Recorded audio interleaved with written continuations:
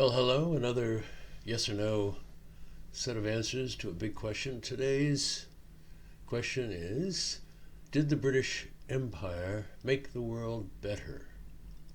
Well, now we all know that it was a rapacious endeavor in many cases, perhaps often indifferent to human dignity, etc., etc. Well, we've heard a lot about that recently. But that's not what this one is about. The question here is whether, as a consequence of the empire having existed, is the world better off? And let me just say that I am much indebted to one book for a lot of my insight in thinking and history on this subject, and that's the book Empire by Neil Ferguson. Really a good read and a marvelous piece of historic analysis. Okay, well, let's take a look at some of the yes answers. Those people who would say yes, the world is a lot better place because of it. Okay, well, in no particular order, there's quite a list actually. First of all, the British Empire actually imposed versions of its own political philosophy on its subject nations, most spectacularly on India, because it really was the biggest colony and the certainly the most colonial subjects were involved in India. And a system of government and laws and so forth imposed upon India lives to this day. It has been of tremendous use to that nation, and it is acknowledged as such.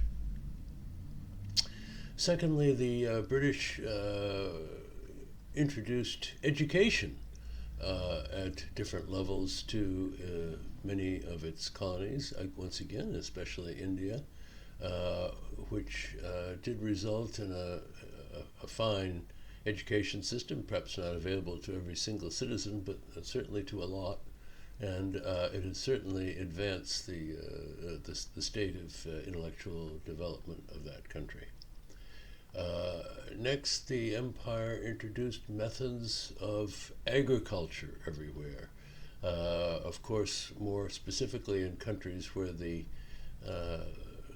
farming community resembled that back in England, and where they therefore had some know-how to pass on. But again, such was the case that agriculture was introduced and improved in many places. Sometimes, admittedly, a bit oppressively, but nonetheless, the lasting result is a favorable one. Now, somewhat controversially, you might think, the empire advanced the Protestant cause in contrast to the Catholic cause as a religious framework for their community development. Much of this is got to do not with dogma or what we think about the Virgin Mary and that kind of thing, but rather the long-standing early rivalry with Spain. And Spain imposed Catholicism on its colonies, and did so in a different philosophical way.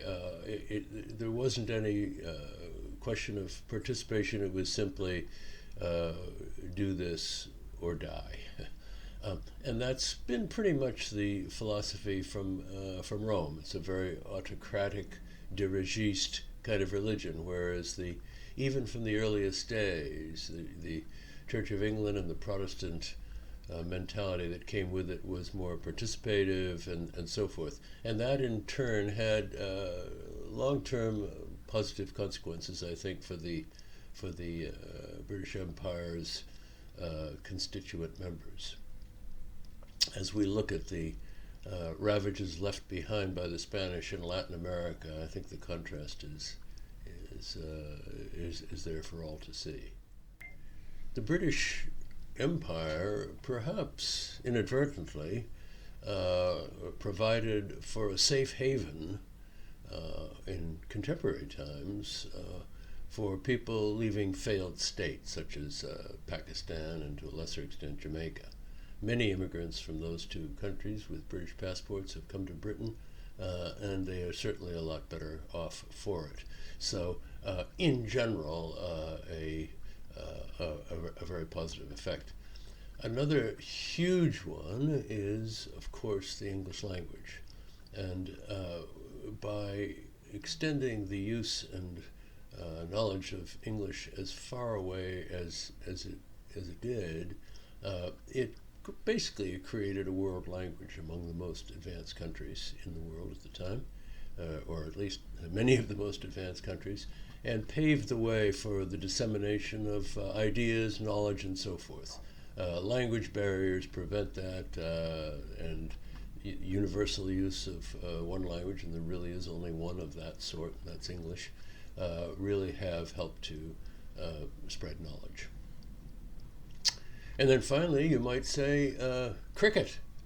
The fans of cricket, of course, will say that this is perhaps the most important benefit of all from the empire, but nonetheless it is widespread and often is used to describe the destinations for the test match tours of the England cricket team as going to the cricketing colonies.